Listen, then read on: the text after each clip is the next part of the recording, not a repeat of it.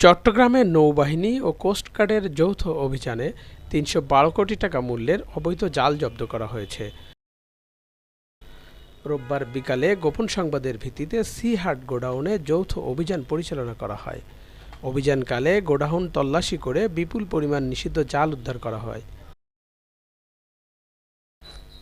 এ সময় ঘটনাস্থলে দীর্ঘদিন ধরে পরিত্যক্ত অবস্থায় পড়ে থাকা মালিকবিহীন দুটি ট্রাক থেকেও উল্লেখযোগ্য পরিমাণ অবৈধ জাল জব্দ করা হয়। অভিযানে সর্বমোট ৩২,৫০,০০০ মিটার অবৈধ জাল জব্দ করা হয়েছে,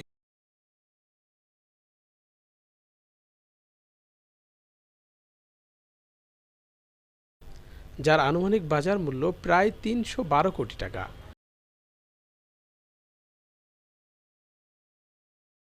অভিযান শেষে জব্দকৃত জাল পুড়িয়ে ধ্বংস করা হয়েছে।